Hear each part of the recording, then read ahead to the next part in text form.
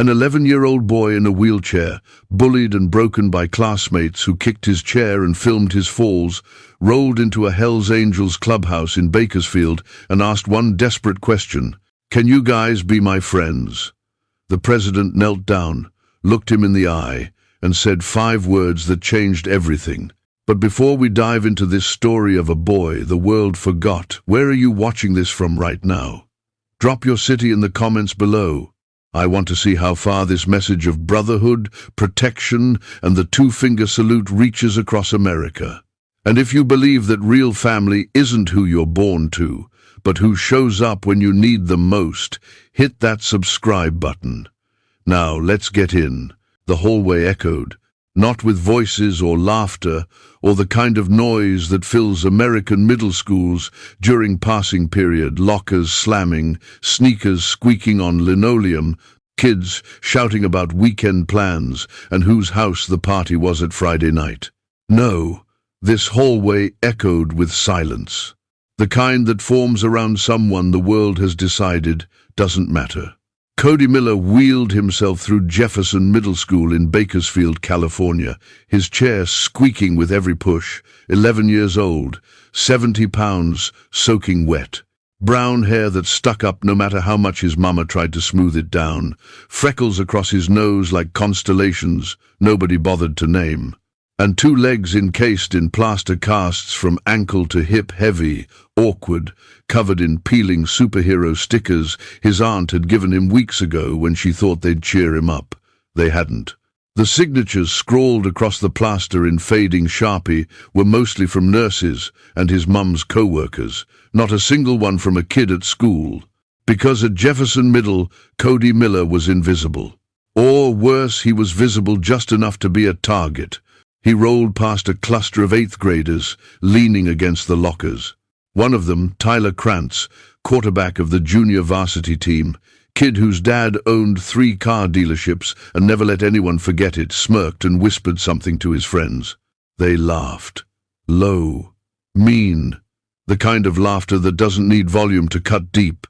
Cody kept his eyes forward, hands gripping the wheelchair rims so tight his knuckles went white. A teacher walked past Mr. Henderson, history, 20 years on the job, American flag pin on his lapel, and didn't even glance down. Just kept moving, coffee cup in hand, whistling something that sounded like Bruce Springsteen. Nobody saw him, or maybe they did, and they just didn't care. It hadn't always been this way. 2 months ago, Cody had been just another 5th grader, trying to survive middle school in California's Central Valley hot summers, dusty streets, Friday night football games under lights so bright they blotted out the stars. He'd been small, quiet, the kind of kid who sat in the back of class and drew motorcycles in the margins of his math homework instead of solving equations. But he'd had friends, sort of, the kind who'd let him sit at their lunch table if there was room. Then came the rain. September 14th, a Tuesday. Cody remembered the date because it was the first real storm of the season, the kind that turned Bakersfield's streets into rivers and made the news warn people to stay inside. His mom had picked him up from school, and they were crossing the intersection at Maple and 5th when the truck ran the red light. Cody remembered the sound first, tires screeching, his mom screaming, the sickening crunch of metal on bone. He remembered flying. He remembered hitting the pavement so hard the air left his lungs and didn't come back. He remembered the rain, cold, relentless, mixing with something warm running down his face that he later learned was blood. And he remembered screaming for help while people stood on the sidewalk with their phones out, recording, but nobody running to pull him out of the street. His mom survived with a broken wrist and nightmares she tried to hide. Cody's legs shattered in 3 places. Femur, tibia, fibula. Words he'd never heard before became his entire world for 6 weeks in the hospital. The doctor said he was lucky. It didn't feel lucky. Now, 2 months later, Cody rolled through the halls of Jefferson Middle like a ghost haunting his own life. The drizzle started again as school let out, the California sky turning gray and heavy. Cody wheeled himself down the ramp, newly installed after the accident, the only good thing that had come from it, and started the slow journey home. His mum was working the night shift at the Denny's off Highway 99. Wouldn't be home until after midnight. She'd left him a $20 bill on the counter with a note. "Dinner's in the fridge. Love you, baby. Lock the door." Cody unlocked the front door of their small rental house, wheeled inside, and ate Lucky Charms straight from the box because cooking felt like too much effort. The house was quiet, too quiet. He pulled out his notebook, spiral-bound, edges frayed, pages filled with sketches of motorcycles. Harleys, mostly. Big, loud, chrome machines that looked like freedom on two wheels. He didn't know why he loved drawing them. Maybe because they were everything. He wasn't fast, powerful, untouchable. He drew until his hand cramped. The only sound, the scratch of pencil on paper and the hum of the refrigerator in the kitchen. Loneliness wrapped around him like a wet blanket, suffocating and cold. The next morning, it happened again. Cody was rolling toward his locker when someone stuck out a foot. He didn't see it coming. The wheelchair lurched. His notebook flew from his lap, pages scattering across the hallway floor. His drawing, the one he'd stayed up late finishing, a perfect red chopper with flames and chrome, landed in a puddle of spilled Gatorade, the ink bleeding into purple smears. Laughter erupted. Cody looked up to see Tyler and his crew standing over him, phones out, recording. "Oops," Tyler said, grinning. "My bad. Wheels." A teacher walked past. Didn't stop, didn't even slow down. Cody's throat closed up. His eyes burned. He grabbed the ruined drawing, shoved it into his backpack, and wheeled away as fast as he could, ignoring the laughter that followed him down the hall like a shadow he couldn't escape. After school, Cody didn't go home. He couldn't. Not yet.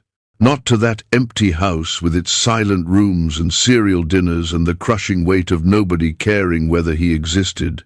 He wheeled down Maple Street, past the Quick Trip where his mom bought lottery tickets she never won, past the laundromat where old men played dominoes and drank beer from paper bags. And then he heard it, a sound that rumbled through the air like distant thunder, deep, rhythmic, powerful. Engines. Cody stopped, turned his head, and saw it. A low concrete building at the end of a gravel lot, garage doors half open, light spilling out into the fading afternoon. Motorcycles lined up outside like soldiers standing at attention, laughter and cigarette smoke drifting through the air. A sign above the door, faded and weathered. Bakersfield Hells Angels, California. Chapter. Cody's heart hammered. He'd heard stories about bikers, scary stories, dangerous men, outlaws, but he also saw the bikes, chrome and leather and freedom. And before he could talk himself out of it, before fear could win, Cody Miller gripped his ruined drawing in one trembling hand and rolled through the open garage door. The engines cut. The laughter stopped. A dozen men in leather vests turned to stare. Silence fell like a curtain dropping on a stage, and in that silence, Cody realized he'd just rolled into a world he didn't understand, a world that might chew him up and spit him out, or might be the only place left where someone would finally see him. The first thing Cody noticed was the smell. Motor oil, cigarette smoke, leather worn soft from years on the highway, coffee burning on a hot plate. The kind of smells that belonged to men who worked with their hands and lived by codes written in grease and asphalt, not textbooks. The clubhouse wasn't what he'd expected. Sure, there were motorcycles, chrome gleaming under bare bulbs, tools scattered across workbenches, tires stacked in corners. But there were also American flags hanging on the walls, a dartboard with pictures of politicians stuck to it, a coffee pot that looked older than Cody, and a worn leather couch that had probably seen more honest conversations than any therapist's office in Bakersfield. And the men, 12 of them, scattered around the garage. some bent over engines, others playing cards at a folding table, one cleaning a carburetor with the kind of focus surgeons used in operating rooms. They all stopped when Cody rolled in. The biggest one stood near the back, 6'4", easy, arms covered in tattoos that told stories Cody couldn't read yet, beard braided with grey streaks, eyes that had seen things most Americans only watched on the news. His vest bore patches Cody didn't understand, a 1% diamond, the words Road Captain, and across the top in bold letters, Sammy Steelhand Warren. Beneath that, another patch, U.S. Marine, Corps Oif Veteran. Sammy set down his wrench slowly, deliberately, and walked toward Cody with heavy boots that thudded on concrete like a heartbeat. Cody's hands froze on his wheelchair rims. His breath came fast and shallow. Every instinct screamed run, but he couldn't run, could barely move, could only sit there, small and broken, clutching his ruined drawing like it was a shield that might protect him from whatever came next. Sammy stopped 3 feet away, didn't tower over him, didn't loom. He knelt, dropped down on one knee so his eyes were level with Cody's, the way good men do when they talk to children, not looking down, but looking across. "Son," Sammy said, voice rough but gentle, like sandpaper wrapped around something soft. "Who did this to you?" Cody couldn't speak. His throat had closed up. Tears burned behind his eyes, but he'd promised himself he wouldn't cry. Not today. Not in front of strangers. Instead, he held up the drawing. The red motorcycle. Flames licking up the gas tank. Chrome fenders. Fat tires. The kind of bike that belonged to men who answered to no one. Sammy took it carefully, like it was made of glass instead of wet, ruined paper. He studied it for a long moment, then looked back at Cody. "You draw this?" Cody nodded. "It's beautiful," Sammy said, and he meant it. "What's your name?" "Cody," the boy whispered. "Cody Miller." Sammy glanced down at the casts, the wheelchair, the way Cody's hands shook, even though he was trying so hard to be brave. "What happened to your legs?" "Truck hit me," Cody said, voice cracking. "2 months ago, and now nobody at school will talk to me. They push me, they laugh, they say I don't belong there anymore." Something shifted in Sammy's face, not pity, something harder, something that had teeth. He turned his head. "Yosef, Kingsley, Tucker, get over here." 3 men approached. Yosef lean, dark-skinned, with an army medic patch on his vest and scars on his forearms that looked like burn marks. Kingsley built like a freight train, gentle eyes, a laugh that probably shook buildings. Tucker, younger, maybe 30, with a mischievous grin that couldn't quite hide the pain underneath. They all knelt, all of them, down on the concrete floor of a garage in Bakersfield, California, like Cody Miller was the most important person in the world. "Can you guys?" Cody started, then stopped. His voice broke. "Can you guys be my friends?" The room went completely still. Sammy looked at Joseph. Joseph looked at Kingsley. Kingsley looked at Tucker. Then Sammy raised 2 fingers, pointer and middle, and pointed them down toward the ground. It was a gesture Cody had seen in movies but never understood. The biker salute, the sign of respect, the silent promise that said, "I see you, I honor you, I stand with you." "You got friends now, kid," Sammy said quietly. "More than you know." Tucker grinned. "Way more." Kingsley placed one massive hand on Cody's shoulder. "You rolled through the right door, little brother." Joseph pulled a first aid kit from a shelf and gently cleaned a scrape on Cody's arm. He hadn't even noticed leftovers from this morning's shove. And for the first time in 2 months, Cody Miller felt something he'd almost forgotten existed. Safe. Sammy stood, still holding the drawing. "What's the name of your school, Cody?" "Jefferson Middle," Cody said. "Why?" Sammy folded the drawing carefully and tucked it into his vest pocket, right over his heart. "Because," he said, "we're going to make sure nobody pushes you again." Sammy didn't waste time. He pulled out his phone, a beat-up iPhone, with a cracked screen and a case covered in stickers from every state between California and Maine, and made one call. Church meeting tonight, 9 o'clock, everyone. That was it. No explanation, no debate, just the kind of command that men who'd served under fire understood without question. By the time the sun set over Bakersfield, the clubhouse had transformed. The card games stopped. The engine work paused. Bikes rolled in from across Kern County, Oildale, Arvin, Tehachapi, even a few from Mojave, until the parking lot looked like a chrome forest under the California stars. 72 Hells Angels filled the clubhouse. Old men with grey beards and backs that still carried shrapnel from Vietnam. Middle-aged veterans with Afghanistan dust still in their lungs. Young riders with ink so fresh it still looked wet. Fathers, grandfathers, men who'd been broken by war and stitched back together by brotherhood.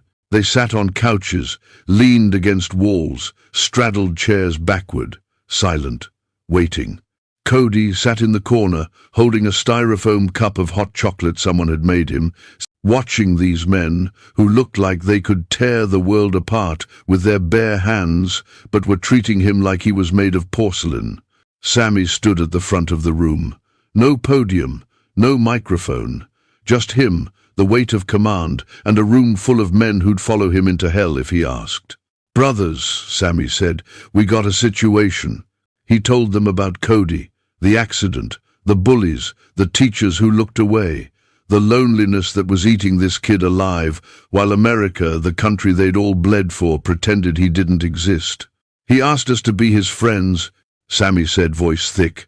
"An 11-year-old boy in a wheelchair, beaten down by the same system we fought to protect, rolled into our garage and asked if we could be his friends."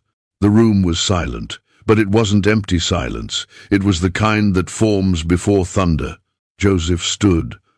"What do you need?" "We ride," Sammy said simply. "Tomorrow morning, Jefferson Middle School, full chapter. We show that school what happens when you forget that every kid matters." Tucker cracked his knuckles. "I'm in." Kingsley adjusted his vest. "For the boy." One by one, every man in the room stood. No vote, no debate, just the kind of instant, absolute commitment. Sammy turned to Cody. "You ever seen a veteran escort formation?" Cody shook his head. "It's what we do when we ride for fallen soldiers," Sammy explained.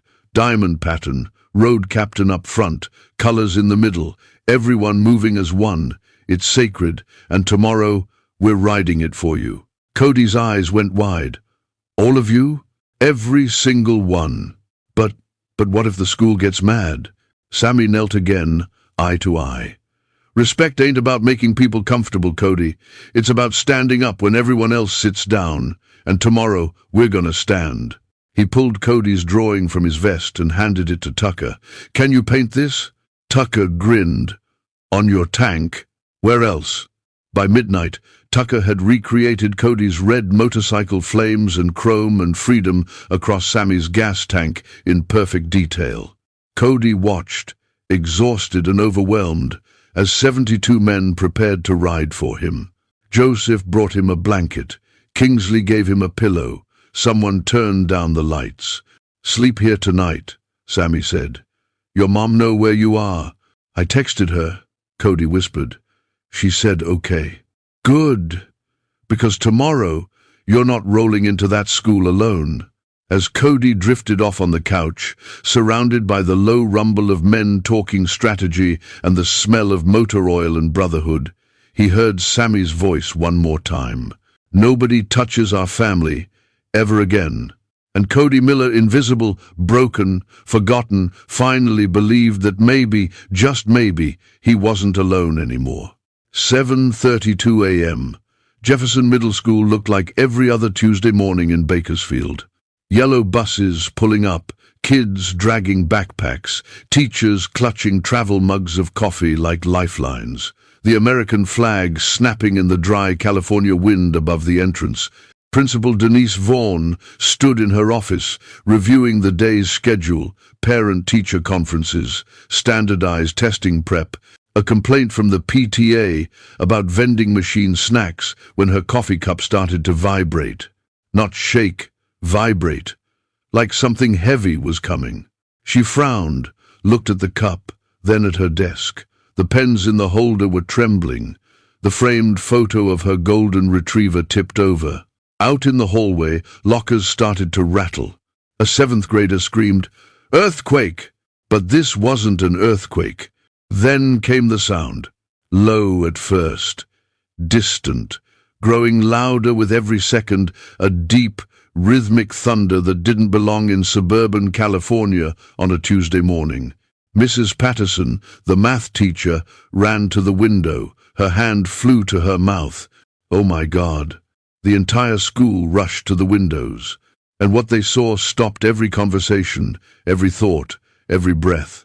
Motorcycles, dozens of them, filling the street like a river of chrome and leather, rolling toward Jefferson Middle in perfect diamond formation, military precise, absolutely controlled, utterly unstoppable. At the front rode Sammy Warren, Cody's red motorcycle blazing across his gas tank. Behind him, Joseph and Kingsley flanked the sides. Tucker rode Sweep at the back, and between them, 70 more. Veterans, fathers, brothers, men wearing patches that said Marine, Army, Purple Heart, Afghanistan, Iraq, Vietnam. They pulled into the school parking lot slowly, deliberately, engines cutting in perfect synchronization until the only sound left was the California wind and the collective held breath of 500 people. The front door of the school opened, and Cody Miller wheeled out. He'd been waiting inside with his mom, terrified they wouldn't come. Terrified it had all been a dream, terrified he'd wake up alone again. But they came. All 72 of them. Sammy dismounted first, pulled off his helmet, and walked straight to Cody. He knelt. Again, always at eye level, always with respect. "Morning, Cody," he said, voice steady. "Ready for school?" Cody couldn't speak, could barely breathe, just stared at the army of men who'd shown up for him. You came," he finally whispered. "Kid," Sammy said, smiling now, "we don't break promises." He stood and turned toward the school entrance, where Principal Vaughan stood frozen on the steps, flanked by security guards who looked like they were trying to decide between fight or flight. Sammy's voice carried across the parking lot, calm but commanding. Angels line up, 71 men dismounted. Boots hit pavement in unison. They form 2 rows, a corridor, a pathway, an honor guard from Cody's wheelchair to the school entrance. Every student, teacher, and parent in that parking lot stopped breathing. Tyler Krantz, the quarterback, the bully, the kid who'd kicked Cody's wheelchair and laughed, he went pale, backed up against the building, suddenly very small. Cody's hands gripped his wheelchair rims, his heart hammered, his entire body trembled. Sammy gestured forward. "Let's go, brother." And Cody Miller, 11 years old, 70 pounds, broken legs and a bruised heart, wheeled himself forward through a corridor of 72 Hell's Angels who bowed their heads as he passed. Not in pity, in respect. Halfway through, Tucker knelt beside him and whispered, "You roll like a king today, little man." Kingsley tapped his fist gently against Cody's shoulder. "Your family now." Joseph placed a hand over his heart and nodded, once the veteran salute that needs no words. When Cody reached the entrance, Sammy pulled something from his vest. A patch, small, black and red, hand-stitched, Honorary Angel Family, for life. He placed it on Cody's backpack with the kind of care men reserve for things that matter. "Nobody touches you," Sammy said quietly, but loud enough for every bully, every teacher, every person who'd ever looked away to hear. Ever. Again. Principal Vaughan, trembling, opened the door herself, and Cody Miller rolled into Jefferson Middle School with his head held high for the first time in 2 months. Behind him, 72 engines fired up in unison, not a threat, just a promise wrapped in thunder. The ground trembled, and so did the bullies. The hallway that had echoed with Cody's loneliness now echoed with something else entirely. Silence, not the cruel kind. The kind that forms when people realize they've been on the wrong side of history. Cody wheeled through the entrance, past the trophy case where Tyler Krantz's football photo hung in pride of place, past the bulletin board covered in honor roll certificates that never included his name, past the lockers where kids had whispered "wheels" and "cripple" like those words didn't leave scars deeper than any accident could. Every student in that hallway stood frozen. Tyler and his crew, the ones who'd kicked his wheelchair, filmed his falls, made his life a living hell, pressed themselves against the lockers like they were trying to disappear into the metal. Mrs. Patterson stood in her classroom doorway, hand over her mouth, tears streaming down her face. She'd seen Cody get pushed last week, hadn't said a word, had convinced herself it wasn't her problem. Now she couldn't look away. Mr. Henderson, the history teacher with the American flag pin who'd walked past Cody 100 times without seeing him, stood in the middle of the hallway, staring out the windows at 72 motorcycles parked in perfect formation. His coffee cup hung forgotten in his hand. Principal Vaughn stepped forward, trying to regain some semblance of authority. "Mr. Warren, I appreciate the gesture, but this is highly irregular. We have policies." Sammy turned to face her, didn't raise his voice, didn't need to. "Ma'am," he said, with the kind of controlled respect men learn in the Marines, "with all due respect to your policies, they failed this boy. Every adult in this building failed him. So we're here to make something very clear." He looked at Tyler, at the other bullies, at the teachers who'd pretended not to notice. No one touches Cody Miller. Not today, not tomorrow, not ever. Because he's got 72 brothers now. And we don't forget. We don't forgive easy. And we sure as hell don't let family stand alone. Tyler's face went from pale to green. Outside, the sound of engines cut. New arrivals, car doors slamming. Through the windows, Cody saw them, women in leather vests, some with kids in tow.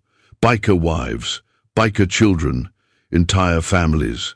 They walked into the school carrying Tupperware containers, paper bags, thermoses of coffee. One woman, Tucker's wife, Diane, with graying hair and laugh lines around kind eyes, approached Cody with a plate of homemade chocolate chip cookies, still warm from the oven. "Made these for you, sweetheart," she said. "Heard you like chocolate." Cody's eyes filled with tears. "How did you—" "Your mama told us," Diane said, smiling. "She's right outside, by the way. Wanted to see this herself." Through the entrance doors, Cody saw his mum still in her Denny's uniform from the night shift she'd just finished, standing with Sammy and Joseph, crying openly, one hand pressed to her heart. A little girl, maybe 6, ran up to Cody's wheelchair. She wore a pink jacket with a tiny Hell's Angels patch sewn on the sleeve, a gift from her grandfather, probably. She held out a small teddy bear with a bandana tied around its neck. "My daddy says you're brave," she said shyly. "This is for you." Cody took the bear with shaking hands. "Thank you." The girl beamed and ran back to her mother. All around the hallway, students who'd been silent bystanders started to move. Some approached Cody hesitantly, offering apologies he didn't know what to do with. Others just nodded acknowledgement, finally, that he existed. One girl, Sarah Chen, 7th grade, quiet kid who sat alone at lunch, wheeled her own chair forward. She had cerebral palsy, and Cody had never noticed her before because he'd been too lost in his own pain. "Thanks," she said simply, "for bringing them. I needed to see this too." Sammy watched from the doorway as the school began to transform, not through fear, through witness, through the realization that indifference had consequences. He pulled out his phone and made one more call. "Yeah, it's Sammy. Get me the school board president." We need to talk about accessibility, anti-bullying policies, and why this district thinks kids in wheelchairs don't deserve protection." Principal Vaughan paled. But before she could object, Sammy added, "And while you're at it, tell them the Bakersfield chapter's volunteering to build proper ramps, install accessible playground equipment, and fund an anti-bullying program, free of charge, because that's what Americans do when the system fails our kids." He hung up and looked at Cody. "You good here, brother?" Cody nodded, clutching the teddy bear, surrounded by kids who finally saw him. "Yeah," he whispered, "I'm good." Sammy gave him the two-finger salute. "Then we'll see you after school." And as the angels walked out, Tyler Krantz stood in the hallway, watching everything he'd built his identity on crumble into dust. Because respect, real respect, wasn't something you took. It was something you earned. And Cody Miller had just earned an entire brotherhood's. The school board meeting that night was standing room only. The Jefferson Middle School conference room, built to hold maybe 30 people comfortably, now held over 100. Parents, teachers, news cameras, and filling the back 3 rows silent, arms crossed, leather vests bearing patches earned through blood and miles, sat the Hells Angels Bakersfield chapter. At the head of the table sat Raymond Caldwell, school board president, 63, retired insurance executive, polo shirt tucked into khakis, wedding ring worth more than most people's cars. He'd spent 20 years on this board. He'd weathered budget cuts, teacher strikes, parent complaints about everything from dress codes to cafeteria pizza. But he'd never faced this. Sammy Warren stood at the podium. No notes, no prepared speech, just a father's fury wrapped in a Marine's discipline. "Mr. Caldwell," Sammy began, voice steady, "you know why we're here?" Caldwell shifted uncomfortably. "Mr. Warren, I understand you're upset about the incident involving young Cody Miller, but disrupting school operations." "Disrupting?" Sammy's voice didn't rise, but it cut. "Sir, with respect, what got disrupted was an 11-year-old boy's faith in the adults sworn to protect him. What got disrupted was his belief that America keeps its promise to take care of the vulnerable." He placed a folder on the table. "This is documentation of every incident involving Cody Miller over the past 2 months. Bullying, physical assault, property destruction, all witnessed by staff, all ignored." Caldwell opened the folder. His face went white. "This boy," Sammy continued, "was shoved downstairs, had his wheelchair kicked, was filmed and mocked, and not one adult intervened. Not one teacher wrote a report. Not one administrator called his mother. A school board member, Patricia Chen, Sarah's grandmother, spoke up. "Mr. Warren, we have policies." "Your policies failed," Sammy said flatly. "So we're here with a solution." Joseph stood, unfolding a blueprint. "We're volunteering to install ADA-compliant ramps at every entrance, accessible playground equipment, handrails in all bathrooms. We'll cover materials and labor, no cost to the district." Kingsley added, "We've also got a veteran who's a licensed therapist. He'll run anti-bullying workshops, free, for students and staff." Tucker pulled out a check. "And here's $5,000 to start a peer mentorship program, kids helping kids, so nobody else falls through the cracks." The room went silent. Caldwell stared at the check like it might bite him. "Why are you doing this?" Sammy leaned forward. "Because this boy walked into our garage broken and alone and asked if we'd be his friends. And when a kid that brave shows that much faith in strangers, you don't let him down. You build him a world worth believing in." He straightened up. "We ride for the forgotten, Mr. Caldwell. Veterans the VA abandoned, kids the system ignored. Good people ground down by a country that forgot what it means to protect the weak. That's what Americans used to do. We're reminding you." Patricia Chen's voice cracked. "My granddaughter Sarah has cerebral palsy. She's been bullied for 2 years. I didn't know it was this bad." "It's worse," Sammy said gently, "but it doesn't have to stay that way." After 90 minutes of discussion, the board voted unanimously to accept the Angels' help and implement new policies. As the meeting ended, Caldwell approached Sammy. "I misjudged you," he said quietly. "All of you." "Most people do," Sammy replied. "We're used to it. For what it's worth, thank you." Sammy nodded once and walked out. Later that night, back at the clubhouse, Cody sat surrounded by bikers who were teaching him what they'd learned on battlefields and highways across America. "There's a code," Sammy explained, sitting across from him. "It's not written down, but every man in this room lives by it." "What is it?" Cody asked. Joseph counted on his fingers. "Loyalty, brotherhood, respect, family." Kingsley added, "And the understanding that real strength isn't about hurting people, it's about protecting them." Tucker demonstrated the two-finger salute. "This means ride safe, stay strong. It's how we greet each other, how we say goodbye. It's a promise." Cody tried it. His small hand mimicked the gesture pointer and middle finger pointing down. "Like this?" "Perfect," Sammy said, returning the salute. "You're learning." "Can I ask you something?" Cody said quietly. "Anything. Why do you care? You don't even know me." Sammy was quiet for a long moment. Then he pulled up his left pant leg, revealing a prosthetic from the knee down. "IED, Fallujah, 2006. I was 23. Woke up in a German hospital missing my leg and most of my faith in humanity." He let the pant leg drop. "I came home broken, angry, lost.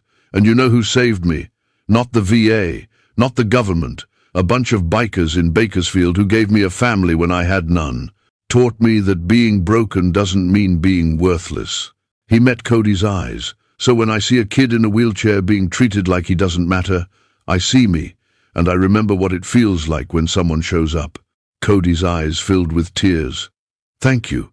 "Don't thank me yet," Sammy said, smiling. "Because tomorrow we're bringing you something." "What?" "You'll see." Saturday morning, 6 a.m., Jefferson Middle School's parking lot looked like a construction site run by an army. Suspense. 72 bikers arrived with trucks full of lumber, concrete, power tools, and enough American determination to rebuild half of Bakersfield if they put their minds to it. But they weren't alone. Word had spread through Kern County like wildfire. Veterans from the VFW post showed up. Parents who'd seen the news. Teachers ashamed of their silence. Even Tyler Krantz's father, the car dealership owner, pulled up with a flatbed full of donated materials, looking humbled and quiet. By 7 a.m., the transformation had begun. Sammy and Joseph led the crew building wheelchair ramps, not the cheap, barely compliant kind, but wide, sturdy, with non-slip surfaces and handrails that could support twice the weight they'd ever need to. Kingsley supervised the playground equipment installation, swings with back support, a merry-go-round at ground level, monkey bars with adaptive grips.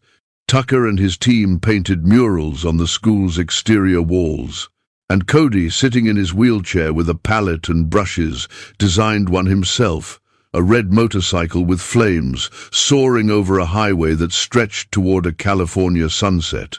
His drawing, finally real, finally seen. Parents brought coolers of Gatorade and ice. Someone fired up a grill.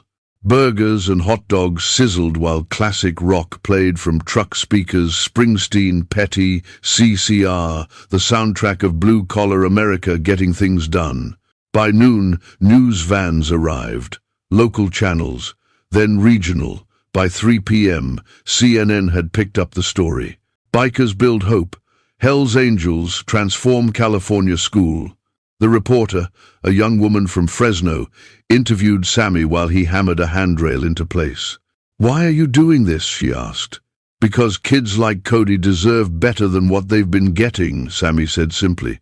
"And if the system won't protect them, then we will." "Are you worried about your image? People fear bikers." Sammy looked directly into the camera. "Good people don't fear us. Bullies do. Cowards do. People who hurt the weak and think nobody's watching, they should fear us, because we see everything, and we don't forget. The clip went viral within hours. By late afternoon, Tyler Krantz and his parents approached Cody.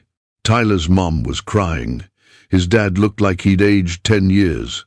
And Tyler, the quarterback, the bully, the kid who'd made Cody's life hell, looked small and scared and deeply, genuinely ashamed. "Cody," Tyler's dad began, voice shaking, "we owe you an apology, a real one. Tyler's behavior was unacceptable, and we failed as parents by not seeing it." Tyler stepped forward. "I'm sorry. For everything. For pushing you. For laughing. For making you feel like you didn't belong." His voice cracked. "You didn't deserve any of that." Cody stared at him, gripping his wheelchair rims. Sammy appeared beside Cody, silent but present. "I don't know if you can forgive me," Tyler continued, "but I'm going to spend the rest of the year trying to be better." Cody was quiet for a long moment. Then he said, "Okay, just that. Not acceptance, not friendship, but a door left open, a chance." Tyler nodded and walked away, and Cody felt something shift inside him, not forgiveness exactly, but the beginning of understanding that even bullies could change if someone cared enough to demand better. Sammy's hand rested on Cody's shoulder. "You're stronger than you know, kid." "I learned from the best," Cody said, as the sun set over Bakersfield, casting golden light over fresh paint and new ramps, and a school transformed by hands that had built bridges and fought wars, and refused to let one more American child fall through the cracks. Sammy walked to his truck. He pulled out something wrapped in a tarp. "Cody," he called, "come here.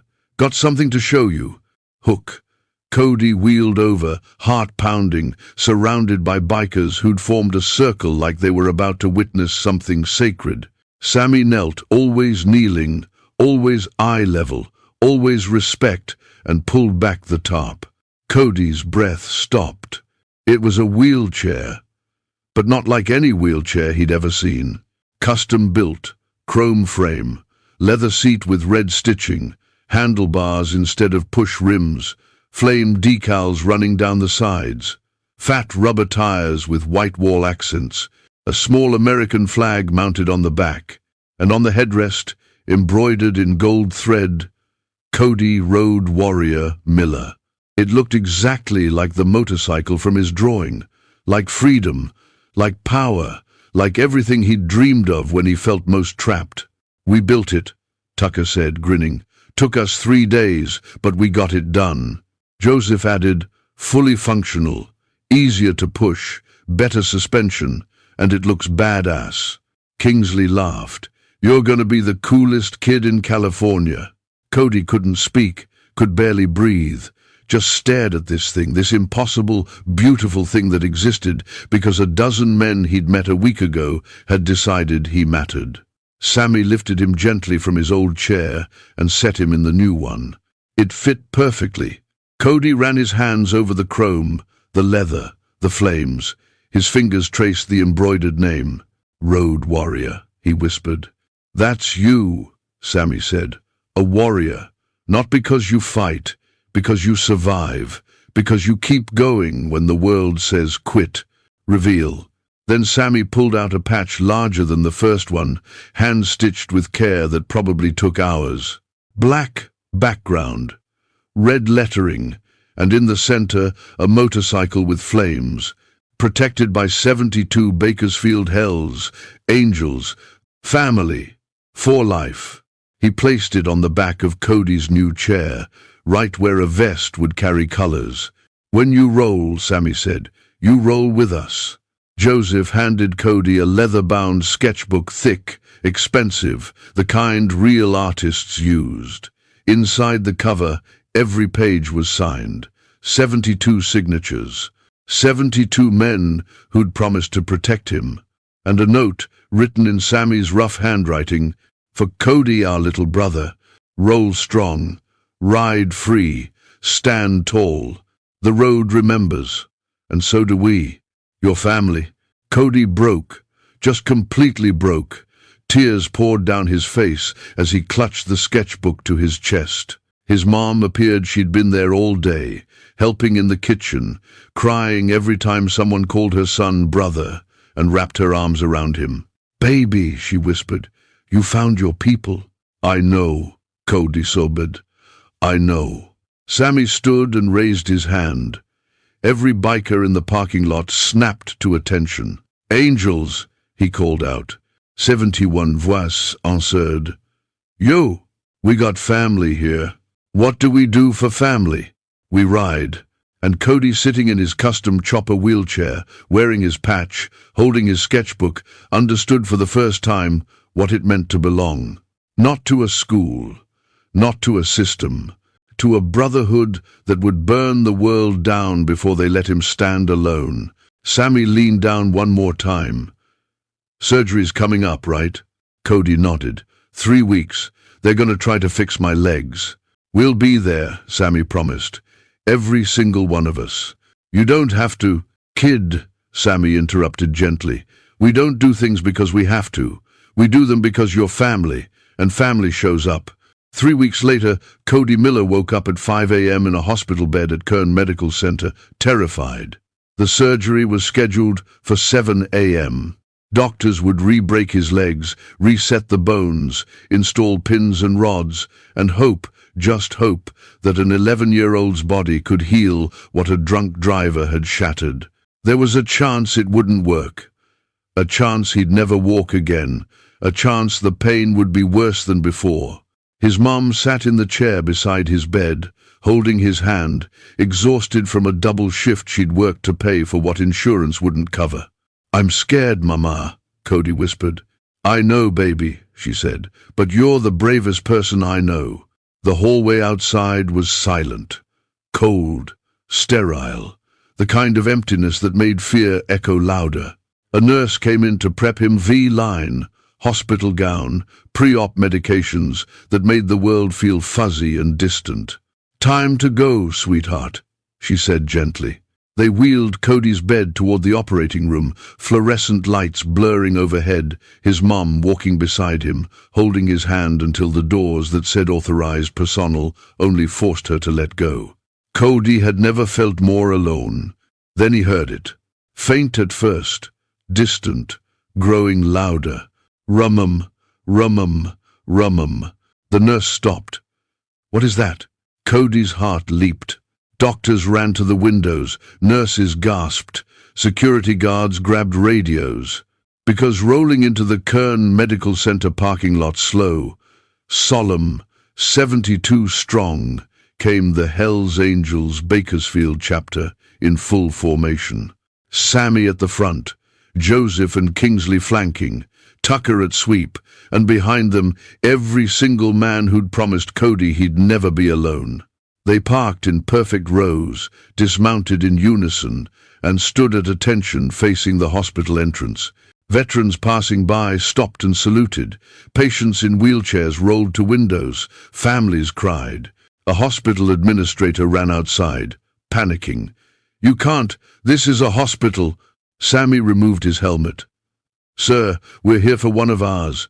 We're not causing trouble, just paying respect." "Who?" "Cody Miller. 11 years old. Surgery this morning." The administrator's face softened. "The boy with the wheelchair. That's him." The man was quiet for a moment. Then he said, "Wait here." 5 minutes later, he returned. "Bring one person. We'll allow it." Sammy walked through those hospital doors, boots echoing on tile, past nurses who stared and security guards who stepped aside, until he reached the pre-op area where Cody lay on a gurney, small and scared, and trying so hard to be brave. Their eyes met. Cody's face crumpled. "You came. Did you think we wouldn't?" Sammy walked to the gurney, placed one hand on Cody's head, and leaned close. "Listen to me," he said quietly. "You're not alone in there.